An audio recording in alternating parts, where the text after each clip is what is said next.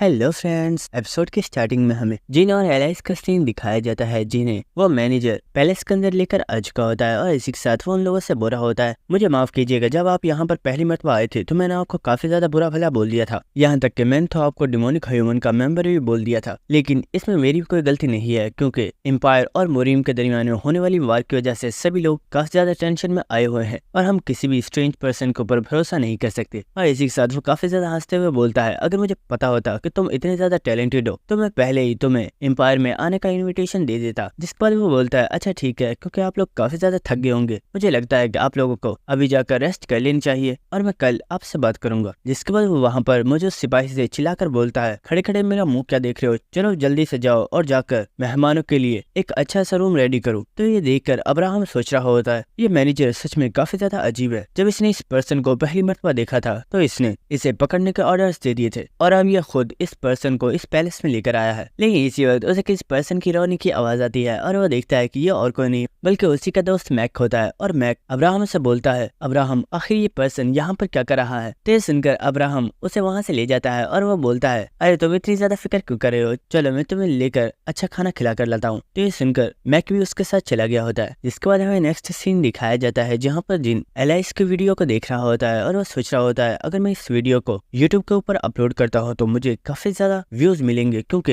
Alias सभी लोगों के लिए एक न्यू अननोन बनकर सामने आएगी और इस चीज से मेरे व्यूज बहुत ही ज्यादा बढ़ जाएंगे और मुझे बहुत ही ज्यादा प्रॉफिट भी होगा। लेकिन इसी के साथ जिन हमें बताता है, सभी लोग इस वक्त ये जानना चाहते हैं कि मुरीम का स्पाई कौन है। लेकिन मुरीम का स्पाई कोई और नहीं बल्कि यही मैनेजर है, जो कि काफी वक्त से एम्पायर की खबरों को मुरीम तक पहुंचा रहा है। और इसी के साथ जिन सोच रहा होता है, मैं इस बारे में पेनिफर को बता सकता हूँ, लेकिन पेनिफर को बताकर इस चीज का कोई फायदा नहीं होने वाला। इससे अच्छा है कि मैं इस चीज को अपने पास राजी रखूं। लेकिन इससे जिन के कमरे के बाहर कोई पर्सन आ गया होता है, जिसे जिन भी अंदर आ जाने के लिए बोलता है। और जब ये पर्सन यहाँ पर आया होता है तो जिन इसे देखकर काफी ज्यादा हैरान होता है और वो बोलता है, आखिर तुम यहाँ पर क्या कर रहे हो। और हमें पता चलता है कि ये पर्सन और कोई नहीं बल्कि अब्राहम होता है, जो कि अपने साथ एक वाइन की बोतल लाया होता है और बोलता है, मैनेजर ने तो तुमसे माफी मांग ली, लेकिन मैंने तो तुमसे माफी मांगी ही नहीं थी, क्योंकि मैंने तुम्हारे साथ फाइट भी की थी, तो मैं भी तुमसे यहाँ पर माफी मांगने के लिए आया हूँ। जिसके बाद हमें दिखाया जाता है कि वो दोनों ही ड्रिंक कर रहे होते हैं और इसी के साथ अब्राहम बोल रहा होता है, मेरा दोस्त मैक, उसने मुझे बताया कि उसने अपनी पूरी जिंदगी में कभी भी इतनी ज्यादा शर्मिंदगी का सामना नहीं किया, लेकिन सच में तुम्हें भी उसे सबके सामने इस तरह से जलील नहीं करना चाहिए था। तो ये सुनकर जिन भी बोल रहा होता है, हाँ मैं जानता हूँ, लेकिन अब क्या ही कर सकता हूँ। जिसके बाद अब्राहम बोलता है, जहाँ तक मुझे पता है अर्थ पर जो लोग मौजूद हैं उन्होंने अभी तक टावर ऑफ ट्रायल्स के 10th फ्लोर को ही कंप्लीट किया है, तो तुम इस अपर फ्लोर पर कैसे आ गए। तो ये सुनकर जिन बताता है, मुझे यहाँ पर पेनिफर का इन्विटेशन दिया गया है और इसी वजह से मैं यहाँ पर मौजूद हूँ और पेनिफर की रिक्वेस्ट पर ही मैंने उन जान से फाइट की थी और मैंने उन्हें हरा दिया। तो ये सुनकर अब्राहम काफी ज्यादा हैरान होता है और अब्राहम की फेस को देखकर जिन बोलता है, क्या हुआ, क्या मेरी बात सुनकर तुम काफी ज्यादा हैरान हो गए हो। तो ये सुनकर अब्राहम बोलता है, नहीं ऐसी बात नहीं है, असलियत में पेनिफर एक ऐसा पर्सन है जो कि एम्पायर के लिए अपनी जान भी दे सकता है, लेकिन एम्पायर और मुरीम की फाइट में मुरीम बहुत ही ज्यादा पावरफुल है और जहाँ तक बात रही इस एम्पायर के एम्पायर की, तो उन्हें इस चीज से कोई फर्क नहीं पड़ता और सभी लोग जानते हैं कि एम्पायर बहुत ही जल्दी इस वॉर को हारने वाला है और कोई भी पर्सन जितनी मर्जी कोशिश क्यों ना कर ले वो मुरीम से नहीं बच सकता। तो ये सुनकर जिन काफी ज्यादा मुस्कुरा रहा होता है और इसी के साथ वो काफी ज्यादा डेविल्स लुक देते हुए बोलता है, तो क्या यही वजह है कि तुमने भी मुरीम को ज्वाइन कर लिया है और तुम मुरीम के स्पाई के साथ मिल चुके हो। ये सुनकर अब्राहम काफी ज्यादा शॉक हो गया होता है और वो फौरन से वहाँ पर खड़ा हो गया होता है। तो ये देखकर जिन बोलता है, अरे बैठ जाओ, तुम्हें जाने की इतनी भी जल्दी क्या है, अभी तो हमारी कन्वर्सेशन स्टार्ट हुई है। जिसके बाद जिन बोलता है, तुम्हें लगता है कि एम्पायर मुरीम से हार जाएगा और इसी वजह से तुमने मुरीम को ज्वाइन कर लिया ताकि तुम अपनी जान बचा सको। वैसे एक नाइट के लिए इससे ज्यादा शेमलेस थिंग और कोई नहीं हो सकती, तो वो जिस थाली में खाता है उसने उसी में छेद कर दिया है। तो ये सुनकर अब्राहम को काफी ज्यादा गुस्सा आता है, लेकिन इसी के साथ वो बोलता है, जिन मैं जानता हूँ पेनिफर ने तुमसे किसी चीज का प्रॉमिस किया है जिसकी वजह से तुम यहाँ पर पेनिफर की हेल्प करने के लिए आए हो, लेकिन मैं प्रॉमिस करता हूँ अगर तुम हमें ज्वाइन कर लेते हो तो जिस चीज का पेनिफर ने तुमसे प्रॉमिस किया है हम तुम्हें उसका डबल रिवॉर्ड देंगे। तो ये सुनकर जिन भी काफी ज्यादा हैरान होता है। इसके बाद हमें नेक्स्ट डे का सीन दिखाया जाता है, जहाँ पर वो मैनेजर जिन से बोल रहा होता है, मुझे अब्राहम ने सब कुछ बता दिया है और मैं काफी ज्यादा खुश हूँ कि आपने हमारी रिक्वेस्ट को मान लिया है। जिसके बाद वो बोलता है, वेस्ट में हमारा एक कैंप मौजूद है, अगर आपको कोई भी हेल्प हो तो आप हमारे कैंप में जाकर उन लोगों से हेल्प ले सकते हैं। जिसके बाद वो जिन के सामने झुकते हुए उसे बेस्ट ऑफ लक बोलता है। तो जिन भी उसकी बात मान गया होता है और वो अपने घोड़े को लेकर वहाँ से चला गया होता है। जिसके बाद अब्राहम उस मैनेजर से बोलता है, मैनेजर क्या आपको सच में लगता है कि ये पर्सन भरोसे के काबिल है और हमें इसके ऊपर भरोसा करना रहना चाहिए। तो ये सुनकर वो मैनेजर बोलता है, नहीं, मैंने ये नहीं बोला कि इस पर्सन के ऊपर भरोसा करो, लेकिन मैं सिर्फ ये चाहता हूँ कि हमसे जितना हो सके हम इस पर्सन का इस्तेमाल करें, क्योंकि ये पर्सन काफी ज्यादा पावरफुल है और ये हमारे काम आ सकता है। तो ये सुनकर अब्राहम भी काफी ज्यादा हैरान होता है। जिसके बाद हमें जिन का सीन दिखाया जाता है और उससे एलाइज बोल रही होती है, क्या तुमने सच में इन लोगों के साथ हाथ मिला लिया है और अब तुम इनकी हेल्प करने वाले हो? तो ये सुनकर जिन बोलता है, अरे बिल्कुल नहीं, मैं तो बस इस चीज का दिखावा कर रहा था कि मैं उन लोगों के साथ हूँ। क्या तुम जानती हो उन लोगों का मकसद क्या है? उनका मकसद सिर्फ ये है कि उनसे जितना हो सके वो मेरा इस्तेमाल करना चाहते हैं और बाद में वो मुझे बिल्कुल एक यूजलेस चीज की तरह फेंक देंगे। लेकिन ये तो वक्त आने पर ही पता चलेगा कि किस पर्सन ने किसको इस्तेमाल किया है। इसके बाद हमें होली किंगडम का सीन दिखाया जाता है और इसी के साथ हमें एक प्रेयर की आवाज आ रही होती है, जो कि और किसी के लिए नहीं बल्कि टेरेसा के लिए की जा रही होती है, क्योंकि टेरेसा काफी टाइम बाद इस जगह पर इन लोगों से मिलने के लिए आई है। लेकिन इसी के साथ वहाँ पर जितनी भी सिस्टर्स होती हैं वो सभी टेरेसा को देखकर काफी ज्यादा हैरान होती है और वो बोलती हैं, टेरेसा आखिर ऐसा कैसे पॉसिबल है? तुम्हारे अंदर सिर्फ डिवाइन एनर्जी ही नहीं बल्कि डार्क एनर्जी भी मौजूद है और ऐसा लग रहा है कि ये दोनों ही एक पॉन्ड के अंदर दो फिश की तरह रह रही हैं, लेकिन शायद इससे तुम्हें कोई भी प्रॉब्लम नहीं होगी। लेकिन इसी वक्त वहाँ पर कोई पर्सन आ गया होता है और वह बोलता है,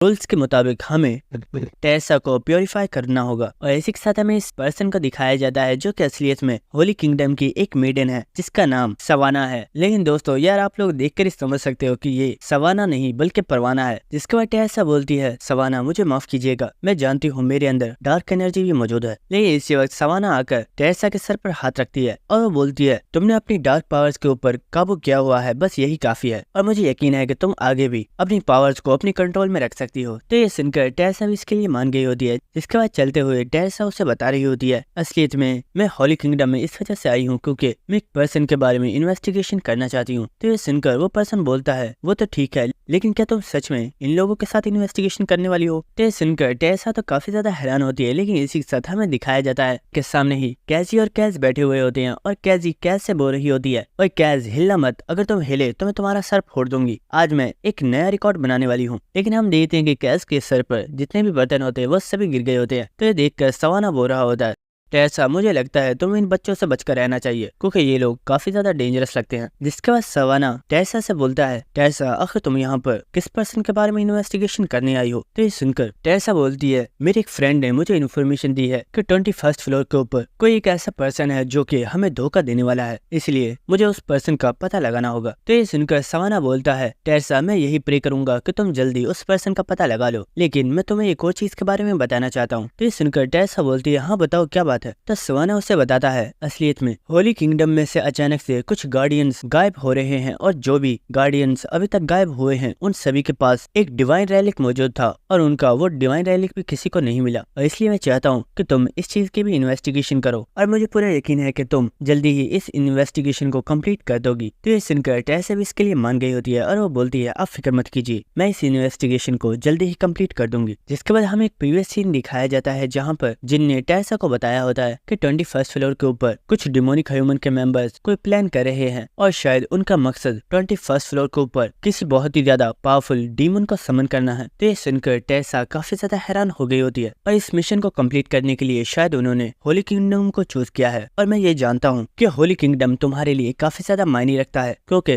तुमने अपने काफी ज्यादा टाइम को होली किंगडम के अंदर स्पेंड किया है और इसलिए मैं वहाँ पर दो लोगों को भेज रहा हूँ जो कि इस चीज में तुम्हारी हेल्प भी करेंगे। और ये दो लोग और कोई नहीं बल्कि कैजी और कैजी थे। जिसके बाद हमें प्रेजेंट सीन दिखाया जाता है जहाँ पर टेरेसा कैजी और कैज के साथ चलते हुए जा रही होती है और इसी के साथ वो सोच रही होती है, जिनने पहले ही मुझे होली किंगडम की प्रॉब्लम के बारे में बता दिया था और मैं यहाँ पर इसी प्रॉब्लम को सॉल्व करने के लिए आई हूँ। जिसके बाद हमें 12th फ्लोर का सीन दिखाया जाता है जहाँ पर हम ब्लैकी को देखते हैं जो कि मॉन्स्टर्स को मार रहा होता है और हम देख पा रहे होते हैं कि वो काफी ज्यादा बोर हो गया होता है। जिसके बाद हमें T1 को दिखाया जाता है जो कि अब काफी ज्यादा लेवल अप कर गया होता है और इसी के साथ उसने बोलना भी स्टार्ट कर दिया होता है और वो ब्लैकी से बोल रहा होता है, ब्रदर देखो मैं कितना ज्यादा बड़ा हो गया हूँ, ये सब कुछ तुम्हारी वजह से ही हुआ है और तुम्हारी वजह से ही मेरा इतना ज्यादा लेवल अप हो गया है। तो ये सुनकर ब्लैकी उसे अपनी लैंग्वेज में कुछ बोलता है तो टी-बोन उसकी बात सुनकर उससे बोलता है, क्या तुम्हें इससे कोई फर्क नहीं पड़ता? अरे नहीं, मैं तुम्हारी वजह से ही तो इतना पावरफुल बना हूँ। लेकिन ये सुनकर हम देखते हैं कि ब्लैकी ने उसके सर को उखाड़ लिया होता है और वो उसे अपने मुंह में डाल लेता है और इसी के साथ वो उसे अपनी लैंग्वेज में बोल रहा होता है, अपनी बकवास बंद करो वरना मैं तुम्हारी हड्डियों समेत ही खा जाऊंगा। तो ये देखकर वो टी बोन भी ब्लैकी से माफी मांग रहा होता है, लेकिन इसी वक्त ब्लैकी और उन तमाम स्पिरिट्स को जिनका मैसेज आता है जो कि उन सभी को अपने पास वापस बुला रहा होता है। तो इस मैसेज को देखकर टी बोन काफी ज्यादा खुश हो गया होता है और इसी के साथ वो काफी ज्यादा डेविल लुक देते हुए बोलता है, अब फाइनली मैं मास्टर को अपनी पावर दिखा पाऊंगा कि मैं कितना ज्यादा पावरफुल हूँ। और हमें कुछ देर बाद का सीन दिखाया जाता है जहाँ पर जिन और एलाइस दोनों ही टी बोन को देखकर काफी ज्यादा हैरान हो रहे होते हैं और एलाइस बोल रही होती है, ये इतना ज्यादा अजीब बिहेव क्यों कर रहा है। तो जिन बोल रहा होता है, पता नहीं, मुझे लगता है शायद इसकी खोपड़ी हिल गई है। और हम देखते हैं कि टी बोन असलियत में जिनको अपनी पावर को शो कर रहा होता है और वो बोल रहा होता है, मास्टर देखिए मैं कितना ज्यादा पावरफुल हूँ, अब मैं अकेला ही काफी ज्यादा मॉन्स्टर को संभाल सकता हूँ और आपको किसी भी चीज की फिक्र करने की जरूरत नहीं है। लेकिन टी बोन की बात सुनकर जिनको तो कोई भी फर्क नहीं पड़ा होता और इसकी हरकतें देखकर एलाइस बोलती है, जिन आखिर तुमने इसे बनाया क्यों था। तो ये सुनकर जिन बोलता है, बस मुझे लगता है कि मुझसे गलती हो गई, इसे तोड़कर दोबारा से बनाना पड़ेगा। तो ये सुनकर बेचारा टी बोन तो काफी ज्यादा उदास हो गया होता है, लेकिन एलाइस जिन से पूछती है, आखिर ब्लैकी कहाँ पर है, वो नजर क्यों नहीं आ रहा। तो ये सुनकर जिन बोलता है, मैंने उसे बोला है कि वो कुछ देर रेस्ट कर ले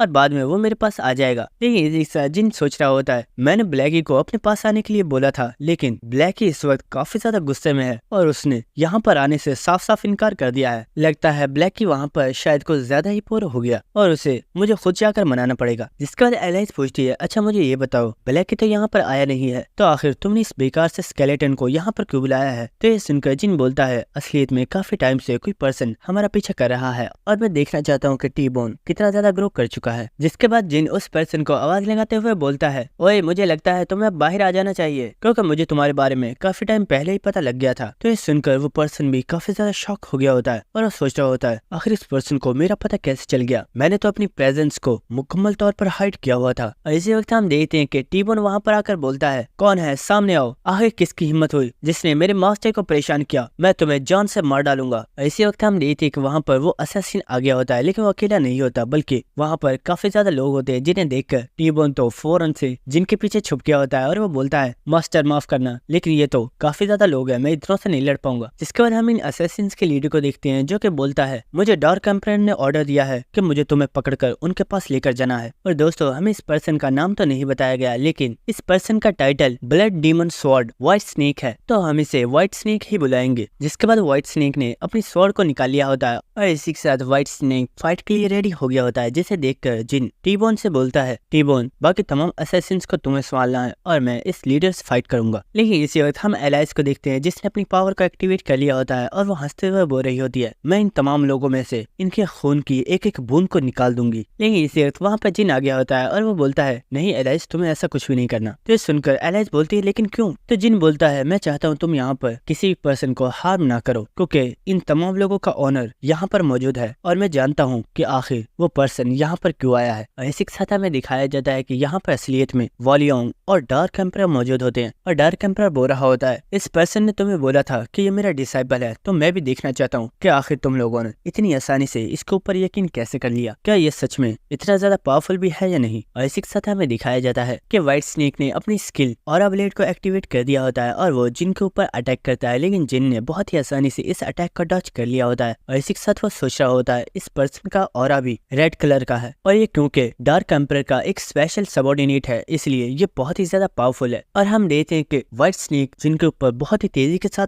अटैक्स कर रहा होता है, लेकिन जिन तो बहुत ही आसानी से इन तमाम अटैक्स को डॉज कर रहा होता है और उसे किसी एक अटैक ने भी हिट नहीं किया होता। और ये देखकर डार्क एम्परर भी काफी ज्यादा हैरान हो रहा होता है और वो बोल रहा होता है, ये लड़का सच में टैलेंटेड तो है। और जिन की फाइट को देखकर वॉलियोंग सोच रहा होता है, जिन भले तुमने हमें धोखा दिया, लेकिन मैं यही चाहता हूँ कि तुम्हें यहाँ पर कुछ भी ना हो। जिसके बाद हम देखते हैं कि व्हाइट स्नेक को इस वक्त काफी ज्यादा गुस्सा आ रहा होता है और चिल्लाते हुए जिन से बोल रहा होता है, तुम डॉज करने में सच में बहुत ही ज्यादा अच्छे हो, इसलिए अब मैं भी देखना चाहता हूँ आखिर तुम कब तक मेरे अटैक्स को डॉज करते हो। और इसी के साथ वो अपनी स्वॉर्ड के ऊपर एक बार फिर से अपने रेड ऑरा को एक्टिवेट कर बहुत ही ज्यादा पावर के साथ जिन के ऊपर अटैक करना स्टार्ट कर देता है, लेकिन जिन बहुत ही तेजी के साथ इन तमाम अटैक्स को डॉज कर रहा होता है। और इसी के साथ वो बोल रहा होता है, सच में कितनी ज्यादा शर्म की बात है, तुमने बोला था कि तुम मुझे पकड़कर डार्क एम्परर के पास लेकर जाओगे, लेकिन तुम तो मुझे छू भी नहीं पा रहे। और ये देखकर व्हाइट स्नेक को भी काफी ज्यादा गुस्सा आ रहा होता है और वो सोच रहा होता है, ये कमीना सच में काफी ज्यादा पावरफुल है और भले ही हमारी फाइट सिर्फ स्टार्ट ही हुई है, लेकिन मैं इस पर्सन को सिर्फ हिट करने के लिए ही अपना 100% दे रहा हूँ। हूँ, लेकिन फिर भी मैं इस पर्सन को टच नहीं कर पा रहा। लेकिन इसी वक्त व्हाइट स्नेक को किसी पर्सन की चिल्लाने की आवाज आती है और हमें दिखाया जाता है कि असलियत में टी बोन ने वहाँ पर एक असैसिन को मार दिया होता है